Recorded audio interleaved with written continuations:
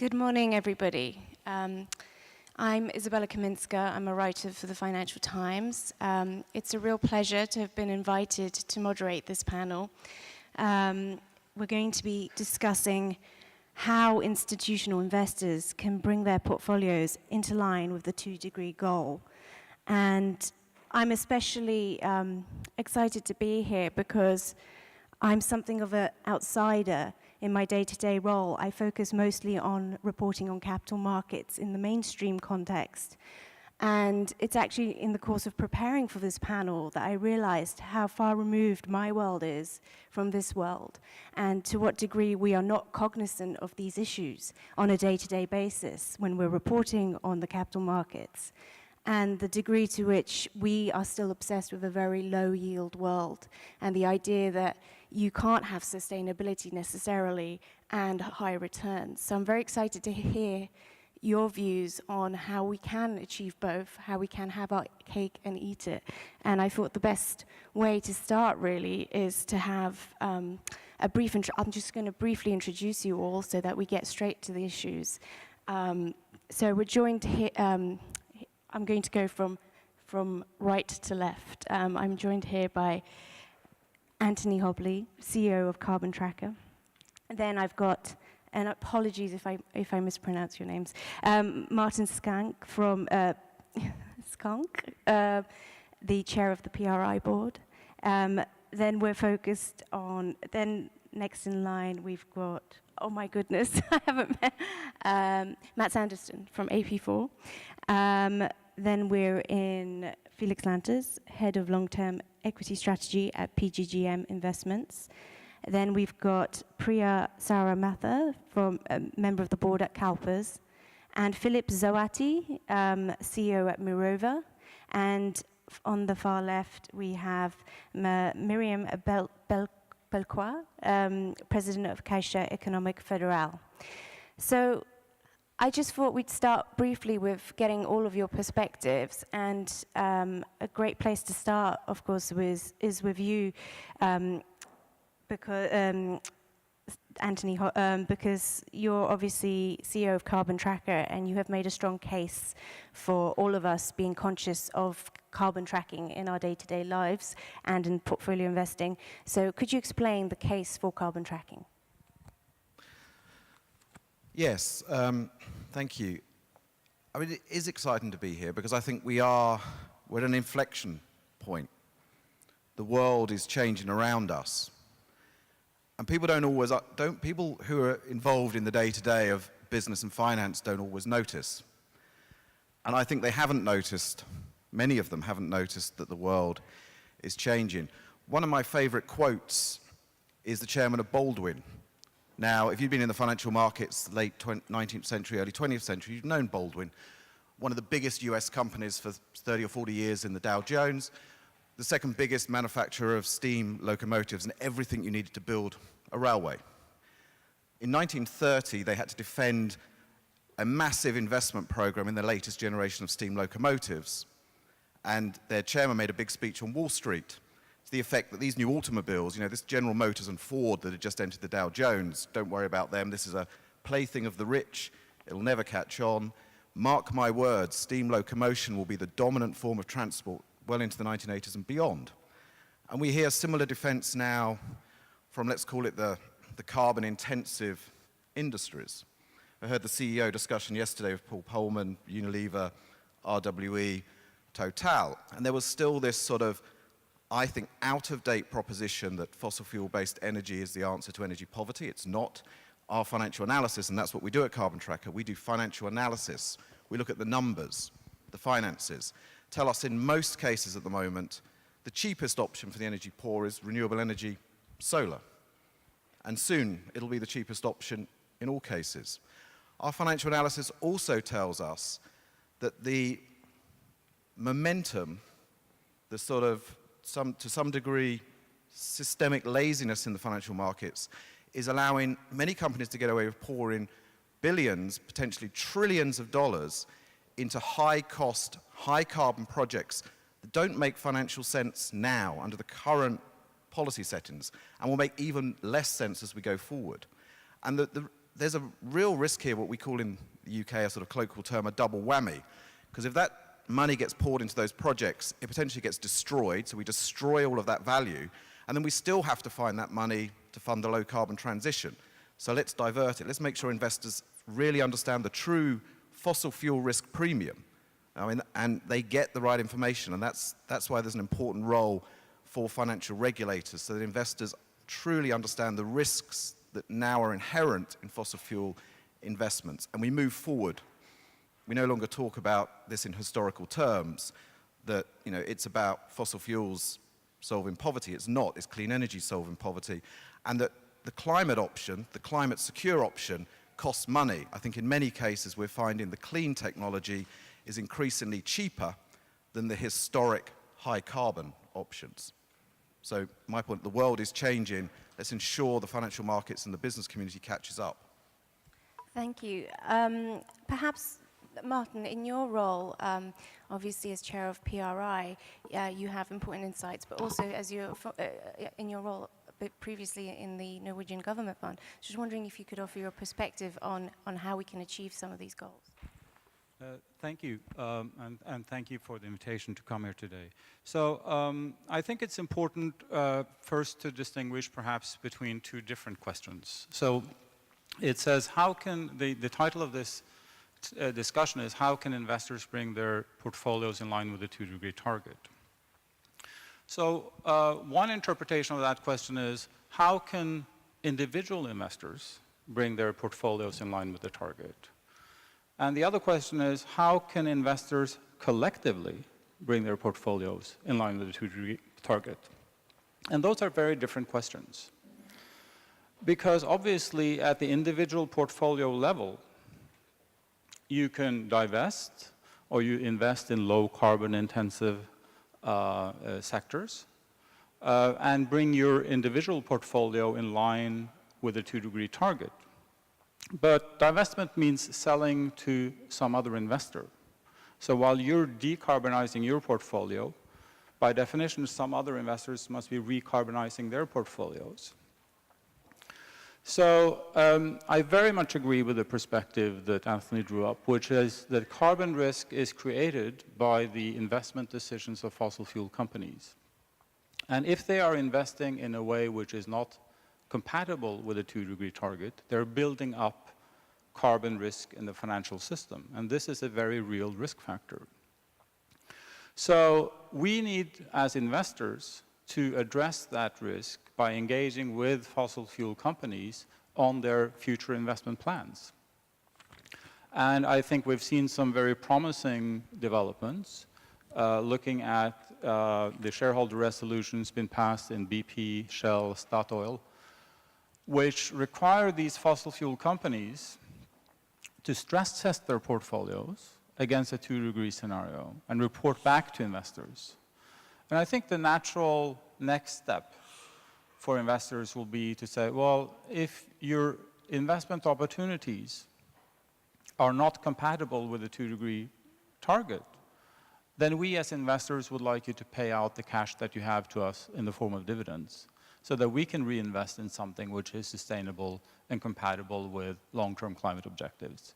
So I think a lot has been said about engagement, and thinking about engagement, well, we cannot engage with a coal company and make them become a wind power company. I don't think that's what it's about. Engagement is primarily, I think, from an investor perspective, or not primarily, but an important part of engagement for investors is to engage with corporations on capital structures and dividend policies, because that will directly affect their investment capacity.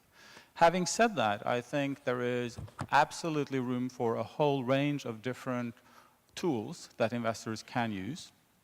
And I think they fall in 4 broad categories. And together with some partners, we will be launching something called Investors on Climate Change Platform, which will probably be announced later. But I think they fall in a broad, this is supposed to be a toolkit for investors. And there are 4 broad categories. One is measurement, which is measuring carbon footprint, which gives you a tool to understanding risk in your portfolio. We launched the Montreal Pledge at the annual meeting of the PRI in Montreal in September of last year. The pledge and our target was to get $3 trillion signed up to the carbon pledge. We're a little over halfway there, and we're still hopeful that we will get to the $3 trillion mark by the time of the COP21. And if any of you haven't signed up yet, this is a time to do it. The second category is engaging, and the PRI is running an engagement platform where investors can sign up and do engagement. We have several that are related to climate and fossil fuels. We have one on fracking. We have on lobbying, which I think should be a very important issue for investors to make sure that fossil fuel companies are not using shareholders' money to lobby against the long-term interests of shareholders. The third category is mitigation, which, and we'll probably hear more about, at least in the last session today, about low carbon indices and other forms of ways that you can redress the balance of risks in your portfolio. And the fourth, of course, is investment. Investing in the new low-carbon sources of energy. So I think there's a whole spectrum of tools. Maybe divestment is the most media-friendly tool because it's so visible. But I think as investors, we need to realize that there are very many different tools, and the role of the PRI is not to advocate one particular tool over another, but more to disseminate experiences, learning, and make sure that investors have a good understanding of the tool and the toolkit that's available to them. Thank you. Mr. Anderson, you come from the perspective of a pension fund, and you believe that it's really a fiduciary duty to address sustainability if you're going to achieve those fiduciary duties, basically. Could you offer some perspective on how you are going about that? Thanks for inviting me. I think there's three steps that can be taken by, three steps that should be taken by pension funds on the trip to a more sustainable world and trying to keep the degrees below the 2 degrees. Number one is disclosure. And I've been surprised for many years that institutional pension funds can get away without declaring the risk to climate. You ask them to declare risk in financial terms and you get it, but on climate risk you have nothing. So I'm a great supporter of the Montreal Pledge. I think the starting point is to declare your carbon footprint or your risk or exposure to the climate risk, to know where you are on the map. And I must say I admire the French government in taking the step to make this mandatory. Excellent. So that's the first step. The second one is to start decarbonizing, and I think it's our fiduciary duty actually to address this risk and to lower the carbon footprint. We've been doing that at AP4 for the past 3 years. We lowered the carbon footprint by 30%. The most important thing on this is actually it has enhanced our returns. There is a misconception that sustainability and good returns, there's a conflict. It's the other way around. Sustainability is a driver for good returns, not the other way around.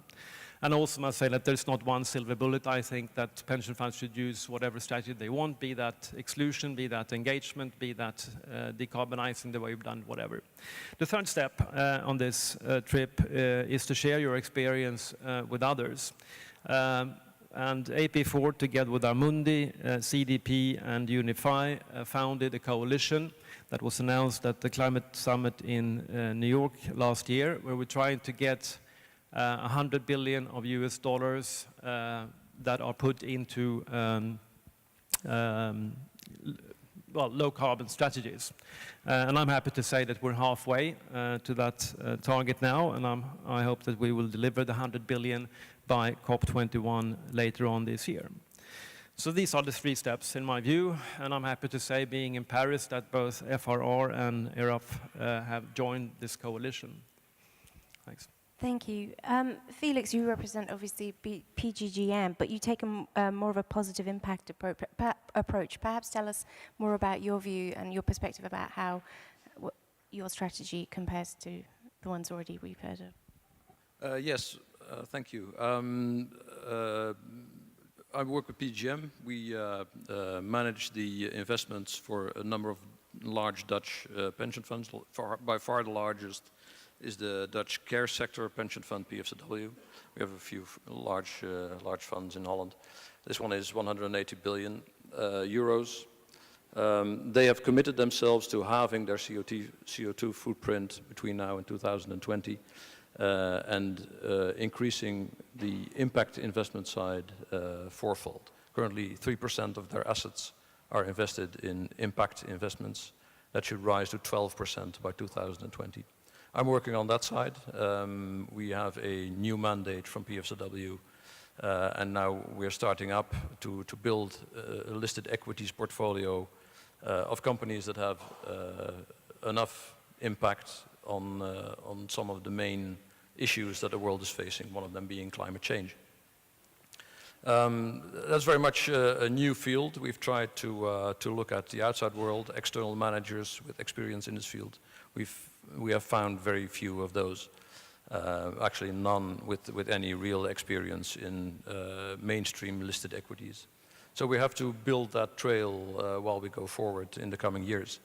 And that is very much the trailblazer for also the other asset classes, where I guess it will be a challenge to find enough impact investments to fill the requirements of PFCW. Thank you. Priya, you represent one of the most famous pension funds in the world. So what are the key areas that you are looking at in your approach to achieving this target? Well, thank you. First, let me just say that c'est un grand privilège de me trouver parmi vous ici pour discuter de la question pressante du changement climatique. Paris est depuis longtemps un haut lieu de la facilitation des discussions et débats en ce qui concerne les questions publiques au cœur de l'actualité. So I'm so thrilled to be here with all of you. Well, and thank you for your indulgence with my very poor French. But yes, CalPERS has for a long time been very committed to this space. We are, as you may know, a founding signatory of the PRI as well as of Ceres. And I believe someone from Ceres will be speaking a little bit later today. But we are not quite, I think, as far along as Mats is in regard to decarbonization. We have committed through the Montreal Pledge to doing a full carbon footprint of our entire portfolio, not just of the public equities. And that we expect to wrap up by the end of this calendar year. And in addition to that, we have sort of a three-channel approach to climate change and climate risk.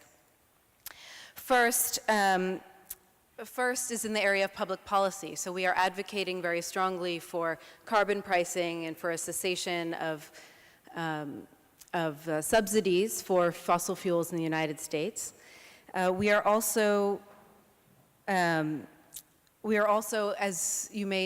many of our friends in this space are doing, actively engaged with companies. So in fact, in the area of climate change in particular, we're partnering with about 70 different large asset owners around the world to engage 46 different fossil fuel companies, really pushing them to do a better job of doing risk analysis and incorporating climate risk into their risk analysis and their long-term business planning. We've made some progress. We have much more work to do in that regard. But that is just one example of sort of the corporate engagement side of what we're doing. And then we're also working very hard at CalPERS to integrate climate risk and other environmental, social, and governance factors into our investment decision-making. We are right now just finalizing a set of what we call manager expectations, which is a questionnaire and requirements for managers, for external managers, and also looking inward at our own internal investment management team around environmental, social, and governance factors and requiring a certain amount of disclosure, analysis, and integration of ESG into investment decision-making, both on the risk side, which obviously we see it as a very long-term risk facing pension funds and such as CalPERS, which are perennial organizations, pools of capital, but also on the opportunity side, which we do believe that there is a growing body of opportunities in this space. So look forward to talking a little bit more about that as we move forward in this panel. Thank you. Thank you so much. Philippe, you represent Mirova on the asset management side. Therefore, where are you coming from when you look at the targets and how we can achieve them? Thank you. Good morning, everybody. So just a word, Mirova is a subsidiary of Natixis Asset Management. So it's an investment management company dedicated to responsible investments. So what we do, what we offer to our clients and investors are conviction-based products across asset classes, now as well as listed equities, bonds, infrastructures products as well. In all these products with underlying philosophy, which is that we want to integrate with a very high conviction environmental and social criteria in the way we decide to invest in companies or in projects. So we think this is really very important and a good way also to answer to the issue of climate change and energy transition and so on. By the way, I think we are speaking about risk a lot. I mean, since the beginning of the session to this morning, I'm just wondering if we're all speaking about the same kind of risk. What does it mean? What does it mean really a risk? Because we in the finance industry, we are sometimes often looking at ourselves a lot and not that much to the impact we have on the economy, and so the risk for the finance industry is often too much the tracking error versus indices, for example. This is the way we measure risk, or the risk that there will be some regulation on carbon, and that this regulation will have some impact on the valuation of our portfolios. This is the kind of risk we see. I'm not sure that when Cristina Figueres spoke about the risk a few minutes ago, she was speaking about the same kind of risk. She was speaking about the big risk, the risk of the climate, the risk that we are all facing. And so we think that the way we are building our products should much more try to avoid these big risks than only the financial risks we are always looking at. Thank you very much. Miriam, you come at it from a very different perspective. You have a mandate that is focused on deforestation as well as sustainability and renewables projects. Could you tell us more about where Caixa is working in this area? Sim, bom dia a todos e todas. Um prazer estar aqui, obrigada. Para contextualizar, a Caixa Econômica Federal talvez tenha que esperar um pouco. I should have said we should be using headset translation. Thank you. Obrigada. A Caixa Econômica Federal é o terceiro maior banco brasileiro. Ele é um banco 100% público, tem mais de 100 mil empregados diretos e, em função de sua característica especial de ser um banco público, ele é um parceiro estratégico do governo federal para implementar políticas públicas, tanto sociais como o conhecido Bolsa Família, mas também financiamento para obras de infraestrutura em todo o país. A Caixa eu poderia dizer que tem duas linhas de ação fundamentais. A primeira, análise socioambiental, no que nós estamos discutindo aqui hoje. A primeira, análise socioambiental de empresas e projetos. E a segunda, propor e desenvolver soluções aí estratégicas sustentáveis, inicialmente como projetos piloto, que depois podem ser adotadas pelo governo como políticas públicas de caráter nacional. A Caixa é signatária dos principais programas de responsabilidade socioambiental, Pacto Global da ONU, o Pacto Verde dos Bancos Brasileiros, organizado pelo Ministério do Meio Ambiente do Brasil, os princípios do Equador e também os princípios de investimento responsável, PRI, da ONU. Nessa análise que fazemos socioambiental, desde 2008, a Caixa foi o primeiro banco brasileiro a exigir licenciamento ambiental de operação de todos os projetos que financia. A Caixa exige um padrão de desempenho socioambiental para project finances maiores que 10 milhões de dólares e para empréstimos ponte maiores que 100 milhões de dólares.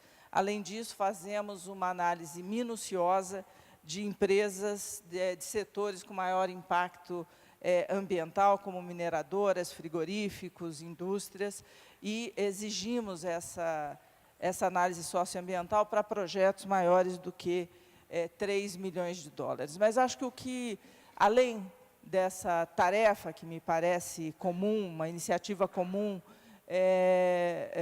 no setor financeiro, a Caixa tem essa especificidade de desenvolver projetos piloto para virarem políticas públicas de caráter nacional.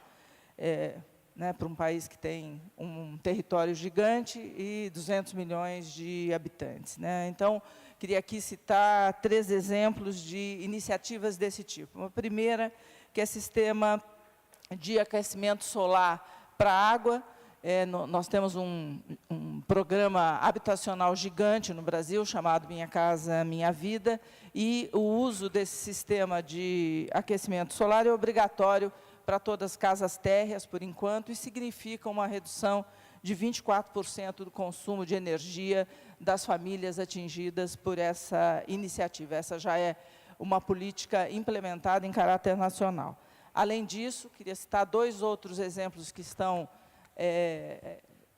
as primeiras experiências, projetos pilotos, mas que já foram identificados como grande potencial de replicação, como uma usina solar num condomínio habitacional de população de baixa renda, com mais de 1000 unidades, em que, em um ano, já teve uma receita de 500 mil dólares, que é dividido por um fundo de manutenção e investimento no próprio condomínio, e a outra parte serve como renda para os moradores. Então, esse é um jeito de inclusão social, mas também aqui de melhor aplicação dos recursos ambientais. Além disso, também uma outra experiência, que é de financiamento para a gestão de resíduos sólidos, com reduções certificadas de emissões, RCE, registradas no MDL da ONU. Já financiamos o primeiro projeto, um projeto do maior aterro sanitário do Brasil, no Rio de Janeiro. Foram 150 milhões que usaram os RCEs como forma de financiar. Já temos um segundo caso sendo estruturado. Obrigada.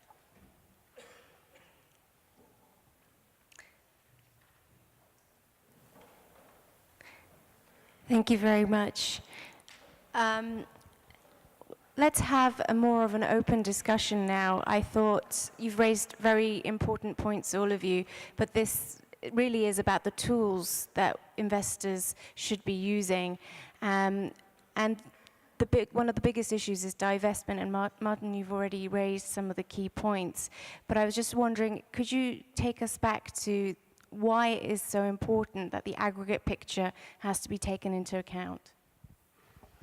Yeah, so I think when we talk about the risks to the financial system, we're talking about so-called carbon bubble, the building up of carbon risk in the system, which is simply due to the fact that carbon or fossil fuel companies are investing much more in fossil fuels than is economically sustainable.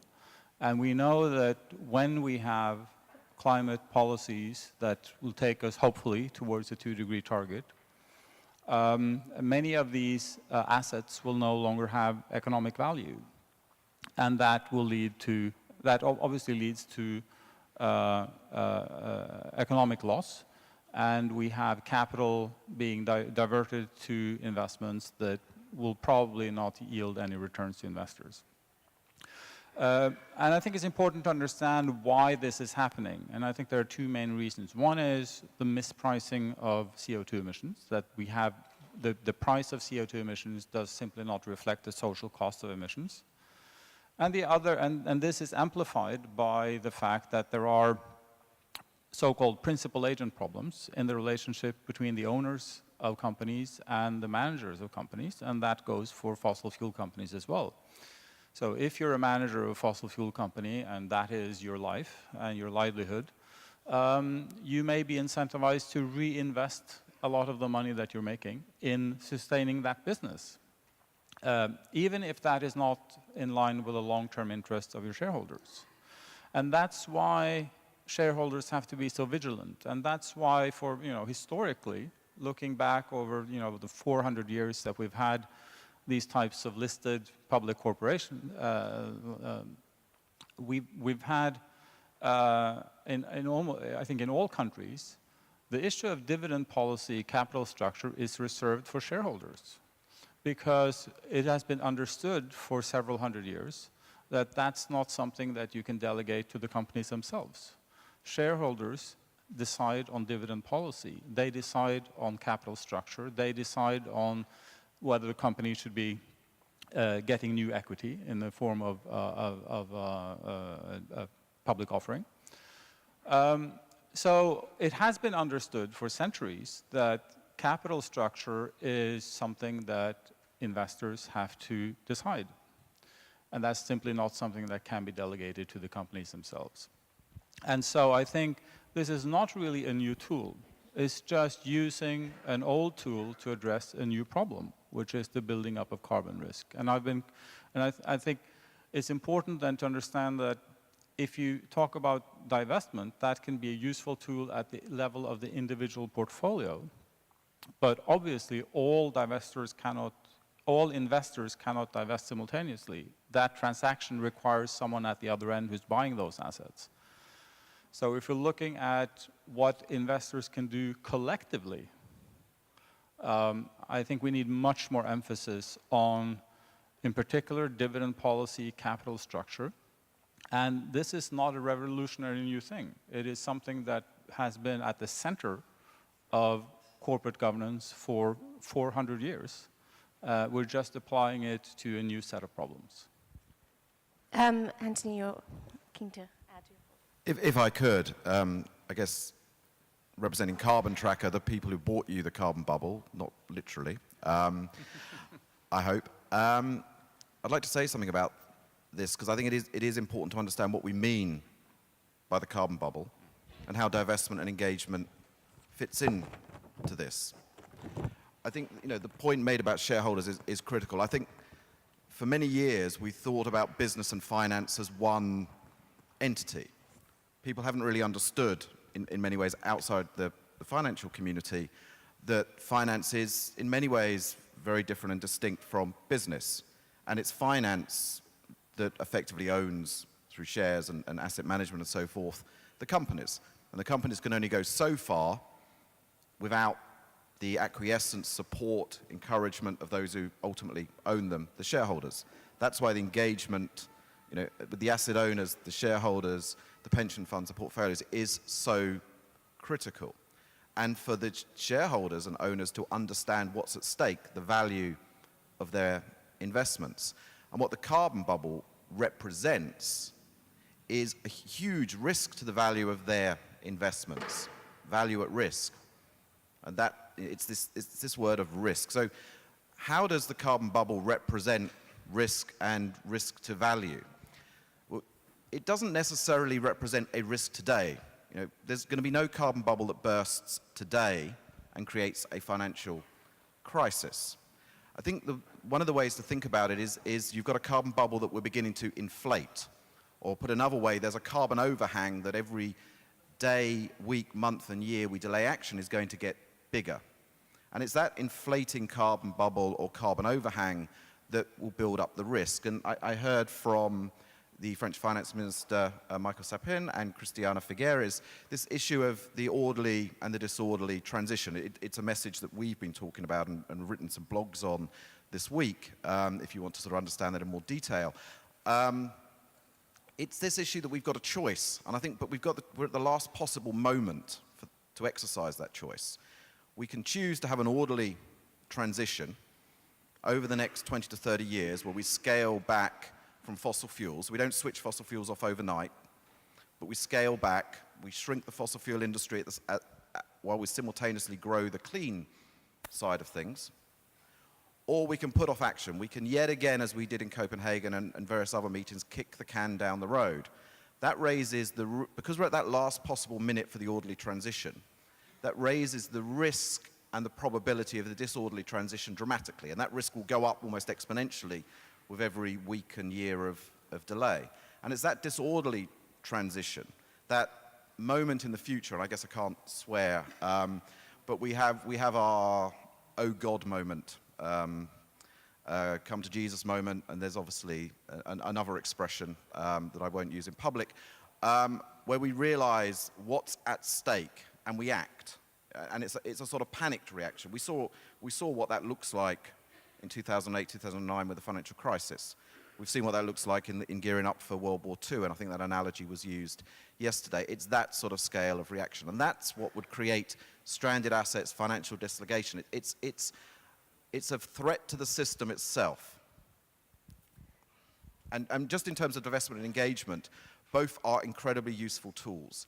My analogy is that engagement to date has been a bit fluffy and around the edges. The engagement has to go to the business model. And engagement without a strong divestment movement is a little bit like having a criminal law statute without a criminal justice system to enforce it. Thank you. The thesis that so many of these assets are basically mispriced and that there will be a realization moment, an oh God moment, does that not in some ways potentially encourage a disorderly transition? And from that perspective, is there a role in perhaps being more open-minded to the incumbent fossil fuel companies and understanding that they are also in a position where they can help in that transition? And Priya, I was thinking more on the active side. Is there something we can do to involve and encourage the incumbent fossil fuel companies who have all the infrastructure, the manpower, and even the tools to educate and change skills? Yes, so I mentioned earlier in my opening remarks the Climate Asset Risk Initiative, which is a coalition of 70 asset owners who are engaging with fossil fuel companies globally. And we are trying to push for better risk analysis and business plans that account for climate risk over the long term in the annually disclosed financial reporting of these companies. But we're also, so our top two priorities for this 2015 corporate proxy season were climate change and proxy access. And in the United States, many asset owners have been fighting for quite a long time to be able to run potential directors on the corporate proxy itself. And we've gained quite a lot of traction this year. And so we see that as another way to really influence and ensure that our viewpoint is being adequately represented on corporate boards. And our viewpoint, of course, includes this thinking around climate risk and climate opportunity. So those are sort of two key areas, I think, in which we're engaging. As you all probably are very aware, there's been a huge push towards divestment in the United States for large pools of capital, particularly public pension funds and endowments. And CalPERS, we've sort of stood strong in our position that engagement is where we can add the most value. But I personally believe that there is a role for all these different approaches. And in fact, the whole divestment approach and the push for divestment helps bolster our position as a large asset owner who's focused on engagement, and helps to generate, I think, a more collaborative atmosphere with some of these companies that we're trying to influence. Matt, you wanted to add something? I don't think there's one strategy that should convey, be that engagement or exclusion. But I think as long as you are investor and you engage, I think you take it a step further from just having a view on the dividend and the capital structure. I think we should have a view and really influence who's going to be on the board. The Nordic governance model is that you actually have a real vote at the AGM. But the further away you come from the Nordic region, the less you have to influence. And I mean, US is, in my way, the companies have been hijacked by the management. But I mean, it's us as owners that should actually put climate on the agenda and make sure that you have people on the board that can take this seriously further. And then just one word on risk. I mean, risk is defined by the financial industry as volatility. To me, risk is a permanent capital loss. Volatility will not kill us. Climate risk could. Speaking of risk, one of the issues really also is if we pull capital from one area and just plonk it into a new, still fledgling alternative area, is there even enough assets on the clean energy side to absorb all that capital if we got our wish? I was wondering if, Philippe, you have any views on the risk involved there?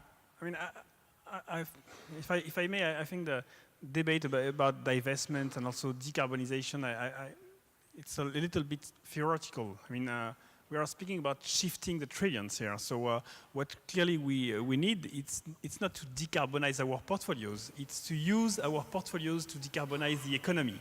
And I think this is it makes a very big difference. So what really is important is that we create a big shift in asset allocation. We need a change in asset allocation. We need to invest. I mean, we know what we need in order to tackle climate change as investors. We need to invest in renewable energies. We need to invest in energy efficiency projects. We need to invest in innovative companies that will find new technologies, new products, new services that will be helpful to as well mitigate or adapt to climate change. That's what we need to do. So, and that I mean, that means that we need to probably change a lot of things in the way we manage our portfolios. Again, measuring and so of course, clean energy is one of the areas where we need a lot of new investments. So again, measuring the carbon footprint is very good, and we have just a precision about what has been voted yesterday by the National Assembly. It's not only measuring carbon footprint, it's also asking the investors to explain how they integrate environmental and social criteria into their investment decisions, and also the law asks the institutional investors to explain how much they will invest in positive assets, I mean positive in terms of energy transition and tackling climate change. So it's not only just measuring carbon footprint, which is a first step, but a very first step. And then we can also argue that the tools that we already use to measure carbon footprint are also really problematic because a lot of these tools are only measuring the scope, what we call scope 1 and scope 2, meaning direct emissions. And it's very important also to integrate not only direct emissions, but the emissions which will be avoided by the product and services which are proposed by the companies and the project. And we think that this ratio, carbon emissions and emissions avoided is probably a most powerful tool in order to redirect a lot of investments towards clean energy and other projects like that. I mean, perhaps give us some more examples, though, of where we go wrong in assuming some companies are green and actually maybe they're not as green. You raised sort of an example between allocation from maybe cement companies to banks. Yes, because if you use, for example, only direct emissions, and it's very easy to decarbonize a portfolio. If you shift a little bit of your portfolio from cement companies or oil companies into media or even banks, because it seems that the carbon impact of banks is very low. So if you just shift a little bit of your portfolio from cement to bank, then you will have decarbonized your portfolio. And what is the impact of that in terms of energy transition and climate change? I mean, absolutely nothing. It's a first step, but it's clearly not enough. What we need is to redirect into positive projects and companies, and we know what kind of project it is. So in terms of what constitutes clean energy investments and the measurements that we need, this is clearly a topic that the industry has to tackle. What is the best way for you all to work together to achieve these sorts of standards? Does anyone have a view on the metrics side of this? Matt, do you have any? Well, I would say that the best way, if you want to get money reallocated into renewables and more carbon efficient investments, I think is to put the right price on carbon. And I've raised this before. I mean, I think it's an argument of moral as well.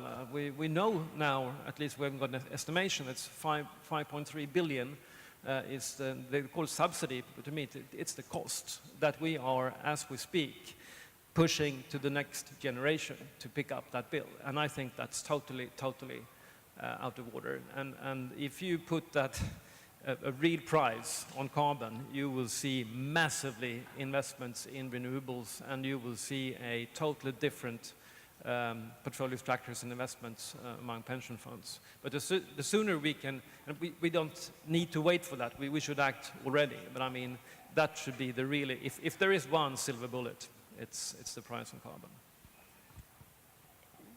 Yeah, I do agree on that. But currently there is still an issue. I mean, there's no way in which we could divert the trillions invested in traditional carbon industries into new projects. I mean, even in the current circumstances, we're doing the inventory to help our client increase their impact investments fourfold. Climate is a very important part of that. There are just no projects large enough and without compromising standards of return and risk to fulfill the requirements, and that's only PFCW in the Netherlands. So a lot needs to happen before we can begin to do that, a real transition into opportunities, and there will be a wealth of opportunities, and it's very exciting to talk about that. This creates massive investment opportunities. Anthony, you have something. Sorry, could I just be a bit challenging? I want to bring this back to the reality now that many fossil fuel projects do not make financial sense now. Yes, the price on carbon is important. It's incredibly important to drive, the scale of transition that we need at the speed that we need. And yes, this is a moral and ethical issue without doubt. But it is also a financial risk issue under the current policy settings. If we have no more climate change policy, no more technological evolution, there are still a whole bunch of projects that fossil fuel companies are pouring billions into, 6 to 7 trillion over the next 10 years, when we can't even burn it, the vast majority, the 1/3 of the fossil fuel reserves we already have, but don't make sense. So in our carbon supply cost curve work, so our financial analysts, all former investment grade financial analysts from places like Barclays and Citi and Deutsche Bank, when they bought the Wood Mac and Rystad databases and they ran the numbers, so this is the financial numbers, this is financial analysis, we came up with a carbon supply cost curve that showed there was a whole bunch of projects, that would require a oil price of somewhere between $90 and $200 a barrel before they would ever make money.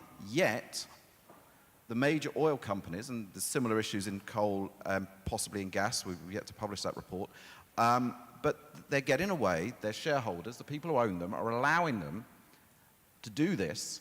And what that is doing is it's suppressing share value, it's suppressing their ability to pay dividends.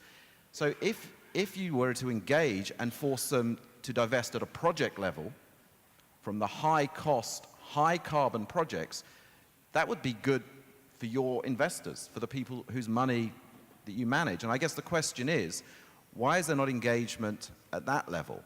And the real issue is, again, as I said earlier on, the risk is that that value gets destroyed, and we have to then find it anyway to fund the low-carbon transition. Why not divert it? Even if it's diverted to retail or IT, it's better than being ploughed into high-cost, high-carbon fossil fuel projects. So I come back to the issue that now, right now, the financial markets are not correctly pricing the fossil fuel risk premium.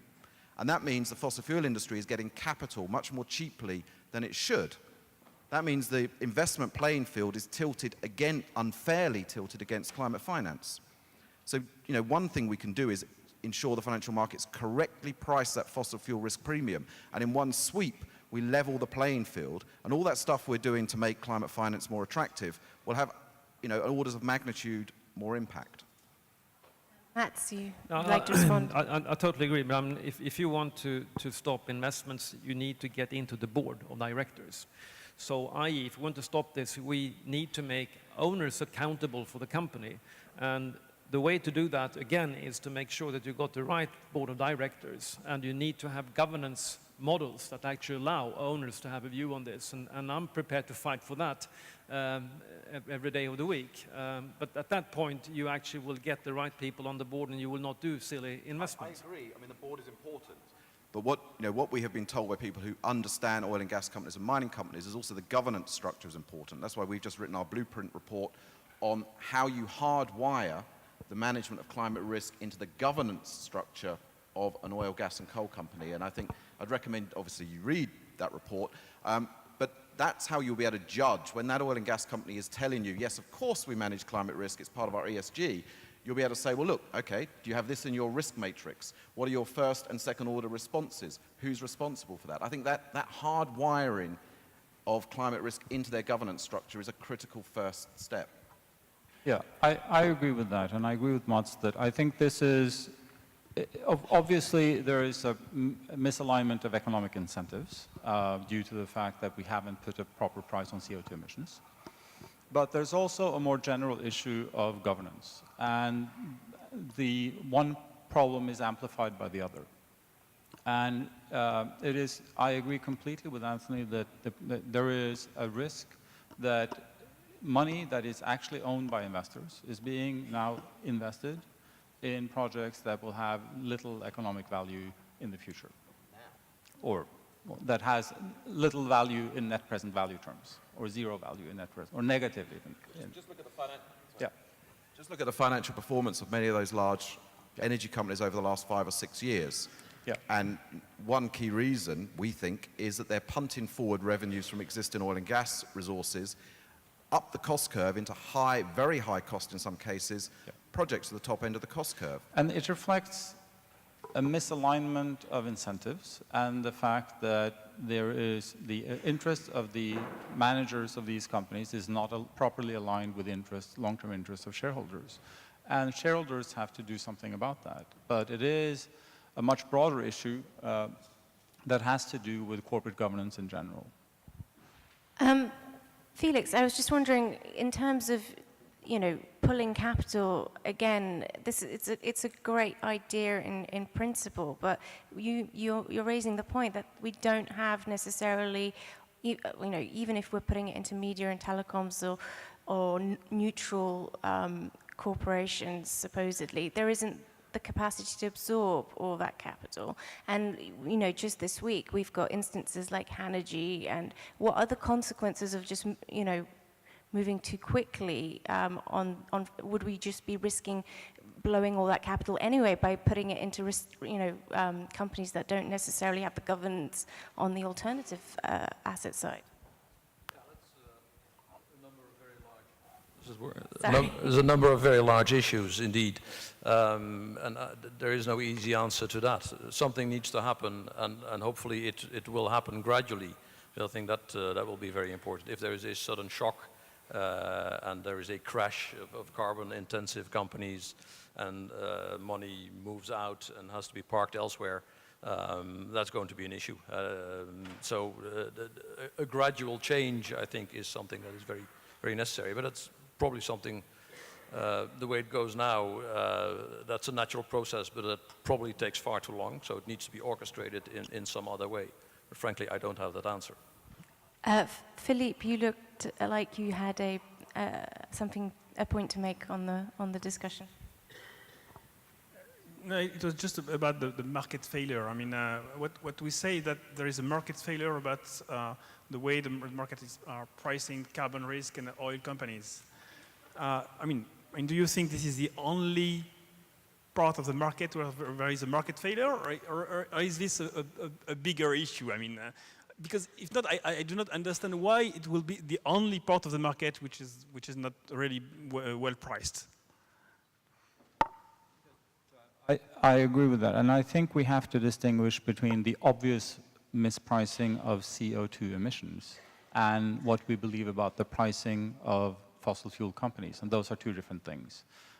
So it's obvious that we don't have a proper price on CO2 emissions, so it's obvious that they don't have the right incentives to allocate capital properly. But at least in theory, that does not automatically imply that fossil fuel companies as such are mispriced in financial markets. Those are two different questions. Now, it may be the case that they are, but look at what's happened with pricing in the coal industry. It's been a massive repricing of these assets. So to say today that these assets necessarily are mispriced, we don't know that. We will know in retrospect, but we don't know ex ante, we don't know. I just want to take this opportunity to invite questions from the audience, which can be submitted via Twitter. We'll be watching them here, so please do put forward your questions. I can see a few already coming up. There's one here. I mean, it's repeating the same point, really. Is there enough assets to meet the capital? Priya, do you have any view on that? Well, I just wanted to make the point, one, that this highlights the importance not just of action at the individual corporate level, but also at the market level. And that's why we have been so engaged with the UNEP-FI's inquiry into sustainable financial markets, which we see as a very important effort. And I also just wanted to make the point also that we are, in this discussion, we focused mostly on the public markets. We haven't talked a lot about the private markets, but that is also an opportunity, an area where there are, I think, quite a lot of opportunities, both for reducing one's carbon footprint and also for really investing for the future. So both in our real estate portfolio, our infrastructure portfolio, and our private equity portfolio, we're looking for opportunities that will obviously deliver a very strong return for the fund, but also make an impact over the long term. So should we be looking at this increasingly as a growth opportunity story? And would that be something that would encourage a transition in an orderly manner? I mean, if I could say, I mean, our financial analysts, when they've looked at they've done the demand analysis, it's a perfect storm of factors that are raising risks for the demand of fossil fuels. And one is climate policy, and some of the climate policy we've already got. So the emissions efficiency, or the efficiency for vehicles, has already had a huge impact on oil demand in the OECD. But it's also emerging technologies. So yes, solar, wind, electrification of vehicles, just energy, all the technology that companies, we've heard talk of the last few days, like Siemens and GE and Alstom and all these other companies are producing, is a huge opportunity. But also, so efficiency, but the rising capex of fossil fuels versus the dramatically falling capital costs of renewables. So I think the fossil fuel industry already today faces this perfect storm of factors that are affecting demand for their product and putting their business model at risk. So it's clear that there is a massive opportunity for the alternative technologies. And I'll come back to the point I keep making, sounding like a broken record, but we've already got to the point where many of the cleaner energy and cleaner technology options are cheaper than the incumbent fossil fuel ones. So we've got to stop talking as if the climate option is going to cost us more than the status quo. It's already the fact, without any more carbon pricing, with the carbon pricing as it is already, that many of these technologies compete favorably and increasingly without any kind of subsidies. But I think, again, the market and the business community in the world is slow to catch up. Priya. The one point that, that there are not limitless good ideas in this space. And we have experienced in the past, in the mid-2000s, a clean tech bubble. And so it's very essential that while we incorporate climate risk factors into our analysis of all private equity and real estate opportunities, we also must remain really disciplined in our investment approach. And we can't just be carried away by exuberance, which you know, we all see this as a, obviously those of us who are sitting up here, we all see this as a crucial and compelling issue, but we have to always retain our fiduciary hats on and be really clear and do good analysis to underpin our investment decisions. Just, I like what you say about, I mean, always risk and opportunity. I think both are, we have to look at both at the same time. I mean, but there are a lot of opportunities. There are a lot of opportunities. It's not a question of trade-off between performance and carbon risk and climate change. This is the time we can just do the two at the same time. There are a lot of opportunities, of course, in renewable energies, but a lot of opportunities in many companies. We have seen yesterday and the day before during the Business Climate Summit, a lot of innovation with a very wide diversification in terms of asset classes, in terms of industries, sectors, and so on. And now we have also very powerful tools in order to redirect money into this kind of projects. For example, green bonds. I mean, we have not speak a lot about green bonds, but we are very positive about the green bond market. It's a way to really identify clearly the projects which are positive.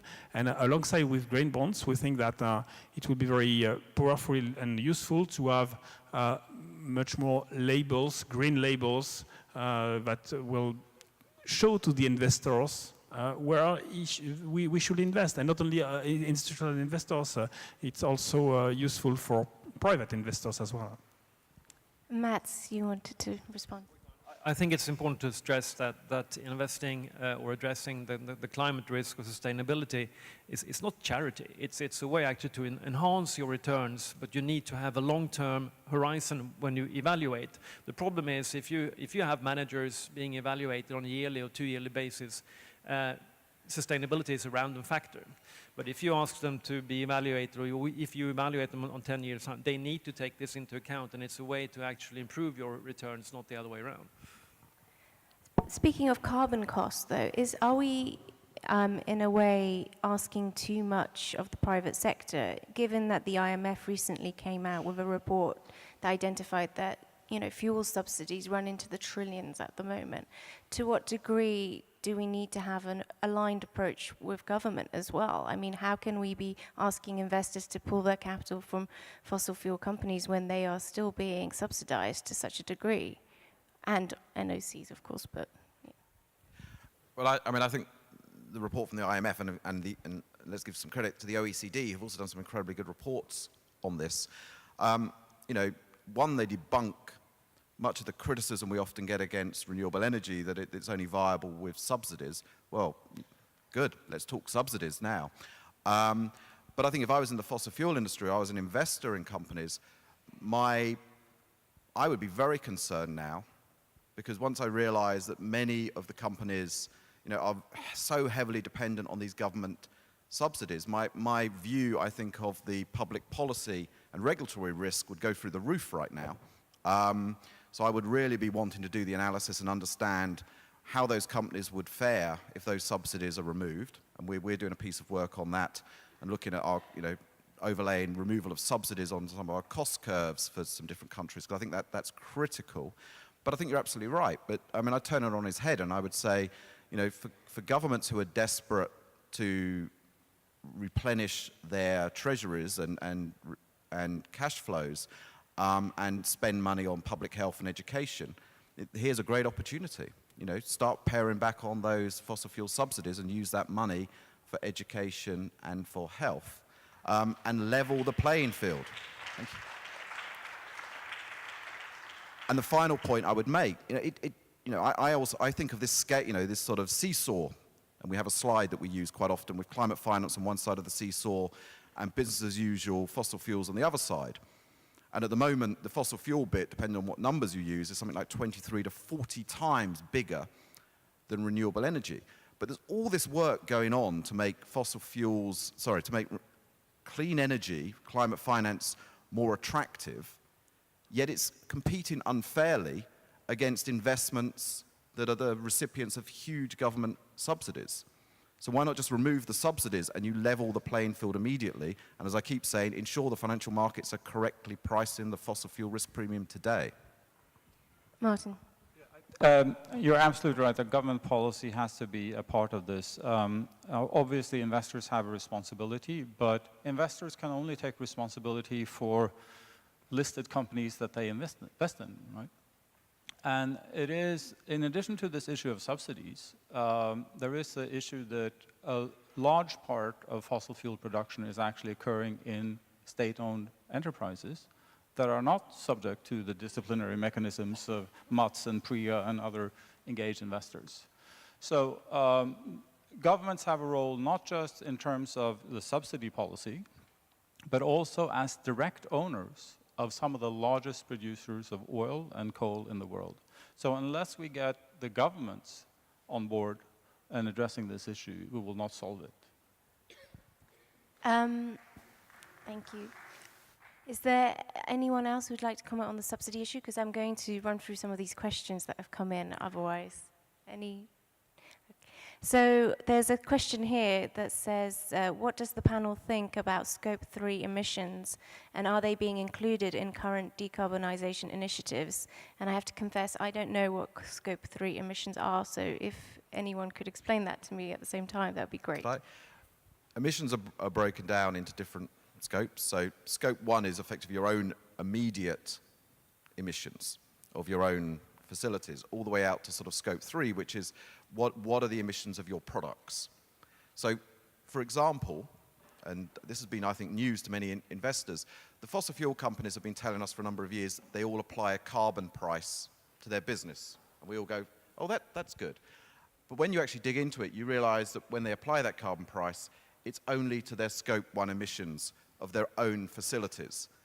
But they let you believe, or I think they have not rushed out to sort of clarify that when they apply that carbon price, it's not to the total emissions of their product.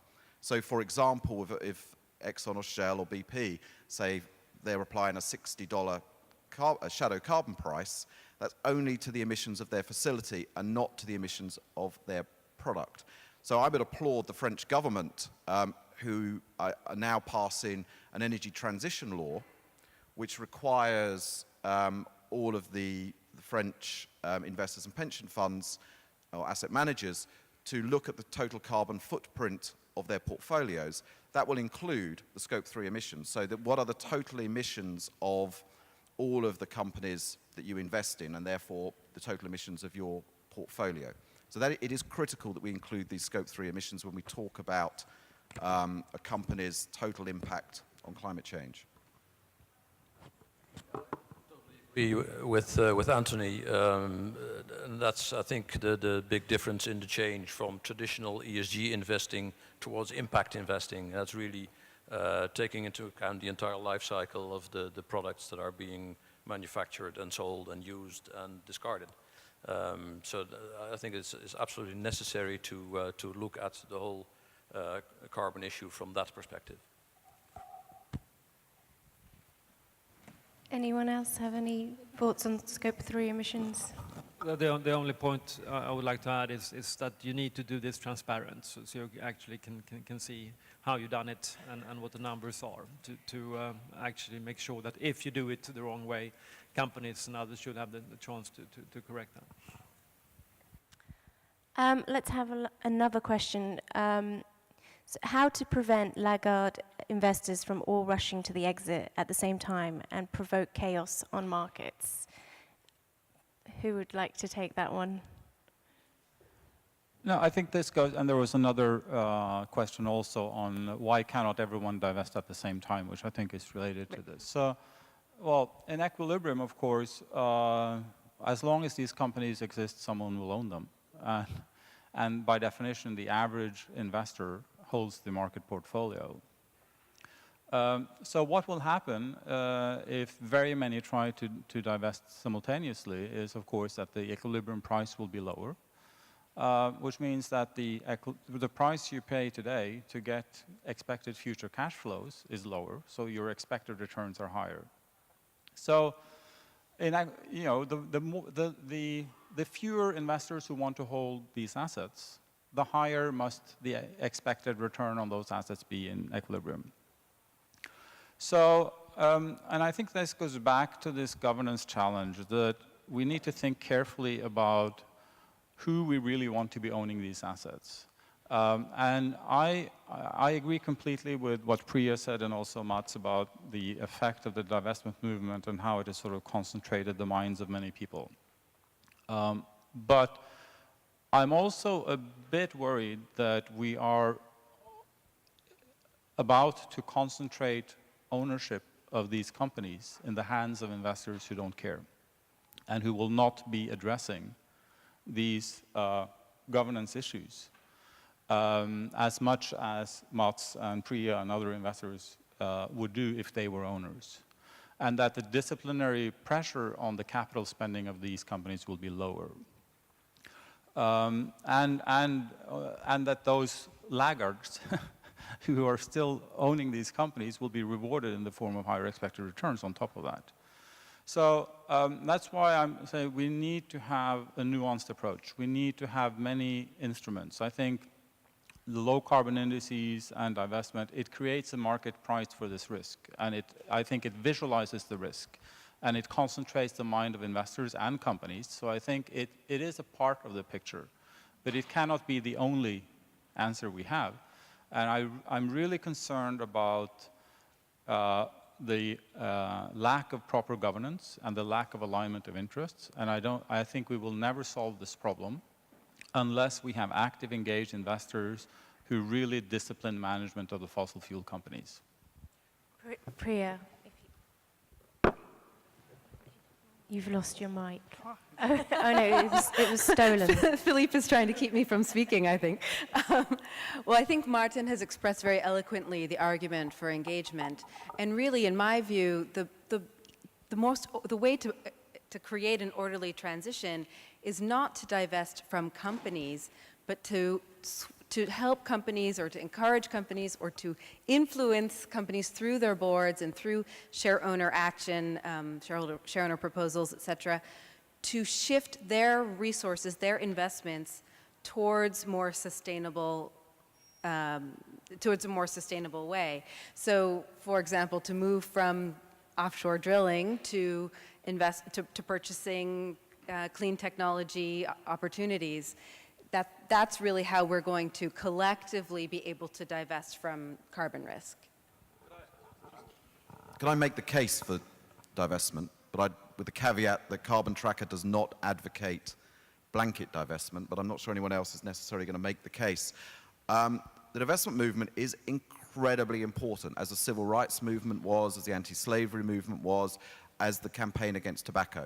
I mean, it is engaging, young people, students, without trying not to be condescending here, but at a level we have not seen in climate change until now. I mean, it is giving them something that they understand and they can get involved in, and it is sweeping across university campuses. So I don't know if anyone's been to university. I have. I've taken part in several debates at a number of universities in the UK and in the United States, and the passion is akin to what you've seen in sort of films from the civil rights era. So do not underestimate that. I mean, that, in the short term, that's going to have a huge impact on the ability of the oil and gas companies to get people, because people coming out of universities increasingly are going to see them as stigmatized. But the divestment movement has, in many ways, made this real. Now, coming back to our approach, I think there is a case for divestment in some circumstances. Those companies that cannot or will not change. So we know the Rothschilds have divested, but what they told us is that was after 10 years of engaging with Exxon and others and feeling they had got nowhere, and finally it was like, well, what do we do? So those companies that cannot or will not change, so certain sole play coal companies, certain tar sands companies, if that's all they've got, what can they do? Where do they go? So I think that's an important issue. I would again advocate the project level divestment, forcing the companies to divest from the high cost, high carbon projects. Then you win financially and you win from a climate perspective. Final point, what we're working on now in our blueprint is the benchmark. What does the transition look like over the next 20 to 30 years for an oil and gas company? Because without that benchmark, how do you judge on a collective, cumulative basis whether your engagement is having any impact in taking us on a pathway to 2 degrees? That benchmark, that transition roadmap is critical. Just quickly, I wanted to say that I'm not ignoring Miriam at all. Because of the translation device, I think it would be nice if we finish off. I'll ask her at the very end to give us an overview. But I also wanted to ask more widely, like your point about how this is giving students and all sorts of previously uninterested parties momentum to get involved. But is there also a dark side to that, in so much as it's all very well calling for this assertive action and divestment, but there is a question of wider implications if we just haphazardly get these companies to essentially shoot themselves in the foot so quickly. We are talking about, these companies employ hundreds of thousands of people, and there are jobs on the line, and there has to be an orderly transition that involves, to some degree, the workers that work for these companies and skills and education. Look, I've said again and again, this is a transition. It's 20 to 30 years. We're not switching off the fossil fuel industry overnight. Within the 2 degrees budget, there's a lot of oil, gas, and coal that gets burned. But let's do it in an economically rational way. Let's look at where is the low-cost, low-carbon fossil fuels, and we use that first, not stuff in the Arctic or the tar sands of the ultra-deep sea that doesn't make climate or financial sense. I mean, interestingly, when we did the analysis, the stuff at the top of the cost curve is also the most carbon intensive. So there's a nice alignment there. Getting rid of those projects is good for the climate. It's also good for the financial value of those companies and for your investments. But I take your point, and you correctly identify the orderly transition. What would be disastrous for all those thousands of employees for the oil and gas companies is if they continue ostrich-like to keep their heads in the sand, and not all. I mean, there's many people in the oil and gas companies that talk to us, are desperate, find our work and our analysis and those of others like PRI incredibly useful to their case within the companies to change those companies. And I think, we all talk to those people within the companies who are working incredibly hard inside the oil and gas companies to make those companies transition. But what would be disastrous for all those employees if we ignore this, month after month and year after year, and then we have the disorderly transition? Because then when the governments of the world realize we've got to solve this problem and nothing else matters, they won't care about how many people are put out of work. They won't care what happens to the share price of those companies or how many of their assets are stranded. It will be about solving the problem. And then you will see people, thrown out of those companies and onto the street in their thousands. In the orderly transition, we avoid that. We have an orderly transition by its very name. And the system, our financial system, is not threatened.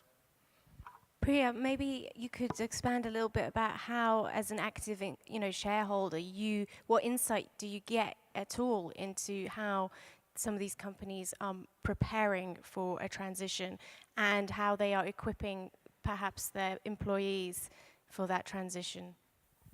Sure that I am the person who can offer such insight, unfortunately. Well, but from the perspective maybe that, as there's some concern maybe that on the active engagement front, a lot of negotiations go on behind closed doors, and you have pledges from these companies about transparency. But to what degree, what are they really telling us? Is that enough? Well, some of the things we've been advocating for is, ongoing operational emissions management, low carbon energy R&D and investment strategies, strategic KPIs and executive incentives, so aligning the incentives of the executive team with this type of agenda, and also engaging on the positive side with public policy interventions. So support, we're looking for greater support for true carbon pricing and the end of fossil fuel subsidies. But I can't say that the risk analysis and the business planning that we've seen so far has gone far enough. We are continuing, I mean, and very few fossil fuel companies that we've engaged have really even pledged to do this or started demonstrating this type of disclosure and reporting. So we're continuing the fight. We don't see it as a single year effort. It's going to be a multi-year effort, and we won't stop until we've got some satisfaction around that. With respect to upcoming resolutions, what's your position on how people will vote? Do you have a view on upcoming, like the Chevron AGM, or are you on BP and Shell? I'm following a question from here. Well, I think we've seen with Shell and BP that the management is supporting the share owner proposals, and that is, I think, a very good sign, and we hope to see other fossil fuel companies following in that vein. I don't have a crystal ball. I wish I did, but I expect to see success there. And Martin? Yes.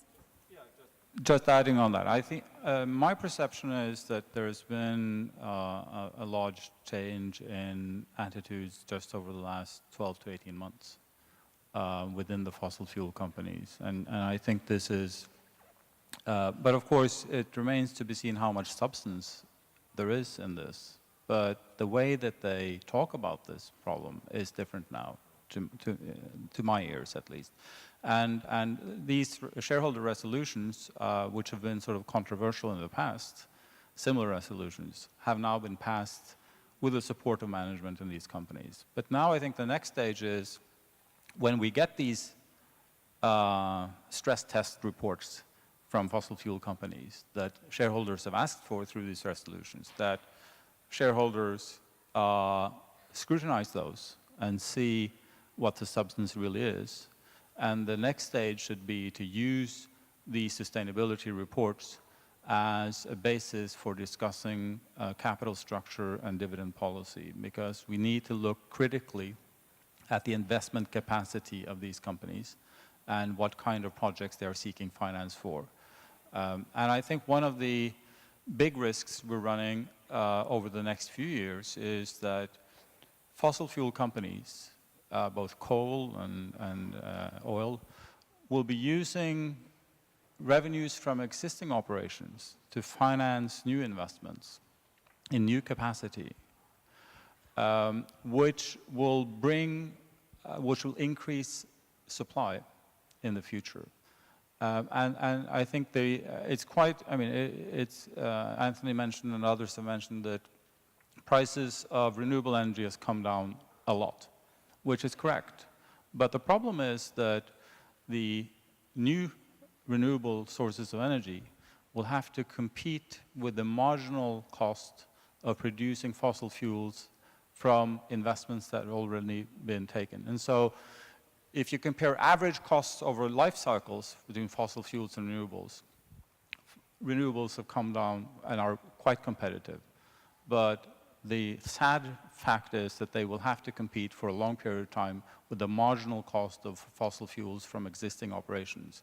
And so the tragedy would be if over the next few years, investments are made which will give large supply of fossil fuels with low marginal costs into the markets for several decades and make that transition to a low carbon economy much, much harder. But CapEx fossil fuels is going up. Yes. So in 2008 and 09, the last time the oil price was around where it is now, the average, I mean, there's some exceptions to this, but the average capital cost per barrel of oil was half what it is now. So the capital cost per barrel of oil, finding it and getting it out, has doubled in an incredibly short period of time.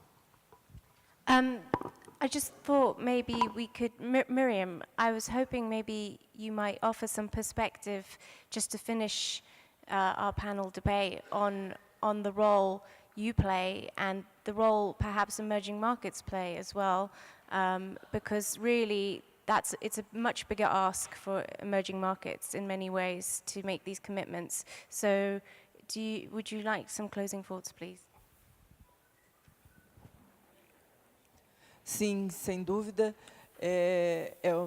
Temos uma especificidade grande, os países em desenvolvimento, os países emergentes, frente à realidade dos países desenvolvidos. Acredito que essa especificidade exige timings, ritmos diferentes entre essas economias, nessas economias. Para dar um exemplo, estamos falando aqui de energia limpa e renovável. No caso do Brasil, a participação da energia renovável na matriz energética é 73%, 3 vezes maior do que a média mundial. Portanto, desse ponto de vista, no caso do Brasil, é muito mais continuar mantendo essa participação na matriz energética, né? Quer dizer, nós já temos, digamos assim, por características naturais, essa lição de casa feita, digamos assim. Ela precisa ser mantida. Nossos desafios estão em outros campos. Eu acho que é isso, cada situação exigirá, dentro de uma lógica geral, de uma lógica ordenada, mas exigirá medidas diferentes adaptadas a cada realidade.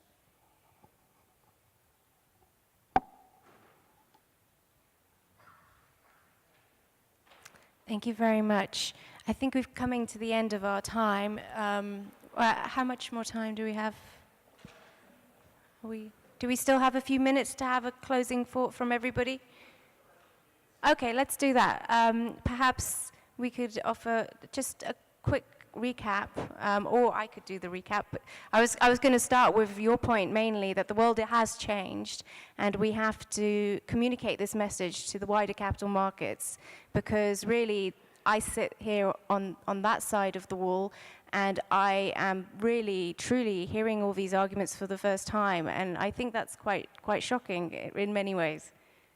Yes, and I think what's game-changing is comments on this issue from the Governor of the Bank of England, Mark Carney, and the inquiry announced by the Bank of England. The legislation that the French government is passing, their energy transition legislation, and requiring the disclosures by the portfolio managers. The fact that the G20, and we know, the French have been incredible here. The French Treasury are incredible here. They've been engaging other finance ministries and treasuries and doing an incredibly good job, and very much pushed for this inclusion in the G20 statement. So, kudos, as we're in Paris, kudos to the French government and the COP21 finance team and the Treasury. But the fact that, the G20 have asked the Financial Stability Board to investigate. I mean, we're in a whole new paradigm here, and so we're but a lot to do. So let's level the playing field. The elephant in the room is that the fossil fuel investments, many, many times renewable energy, but there's a lot of money there we can divert to climate finance. Let's ensure we start now and we avoid the disorderly transition, which would affect the very system, and let's correctly price the fossil fuel risk premium, and let's get financial regulators engaged. They cannot stay in grand isolation from the climate risk issue. So, let me just say from my perspective, so the PRI has now about 1,400 signatories across the world, managing almost $50 trillion. What we see at the PRI is an enormous growth in the attention that institutional investors give this issue. And we see that in terms of the demand that our signatories have for analysis and support from us in their work on looking at these issues. I mentioned the Montreal Pledge, which is about measuring carbon intensity of portfolios, which of course got a boost with the announcement of the French government, but we are encouraging also, of course, investors in all countries to sign up. We're doing a lot of work on engagements, and I'd just like to reiterate one important engagement, which is the engagement that we have on lobbying. It is unacceptable that fossil fuel companies use shareholders' money to lobby against the long-term interests of shareholders, because shareholders are best served by having a price on carbon. So the PRI is doing a lot of this, and if there are any of you who are not signatories to the PRI... If I may be so bold and to interrupt... You should sign up. Please, yes, please be time conscious and keep your concluding remarks to a minimum. I mean, be as concise as possible, because we have another speaker coming in right after. I was finished, but All thank right. you. That's cool. And I got the message. I think we passed the tipping point. There's no way back. We're moving to a more sustainable world, and the financial sector will definitely be part of it. The speed of this, I think, will be set by politicians and policymakers. If we get the right incentives, we will speed up, both as owners and I'm sure the companies will apply. And then on top of that, I would like to stress that there is not one silver bullet in how to deal with climate risk. Let the 100 flowers bloom. Thank you. There's a big issue in difference in time horizon. This is all very long-term stuff. Large part of the market is not interested in long-term. They think the oil price is going up, let's buy some oil stocks. There's an analogy with quitting smoking. There's a responsible end. There are governments, regulators who want people to quit smoking. A large part of people don't want to do that because it's too nice or convenient. So we have to work very hard on the responsible end to squeeze out the smoking together with regulators and governments. Well, I am an optimistic person by nature, and I find all of the controversy and debate around this issue to be very energizing, and I am enthusiastic that all of us together, collectively, governments, investors, businesses, that together we will come to a set of solutions that will help drive us to a 2-degree economy. I mean, what we need is clearly a big shift in asset allocation. So we need to understand, in the finance industry and also governments and regulators need to understand that finance is not neutral. And so they should use the finance industry as a very powerful tool in order to redirect the investments towards the positive infrastructures, companies and projects that we need. Eu também queria manifestar meu otimismo em relação a essa agenda. Ela, sem dúvida, é difícil, mas eu acredito que nós vamos conseguir vencer esse desafio. Gostaria, por fim, de dizer que o governo brasileiro tem atuado fortemente nessa questão do clima e tem sido um ator importante para indução dentro do nosso país e também como líder dos países emergentes. Obrigada. Thank you very much, everybody. That was really insightful, and I've learned a lot. Thank you.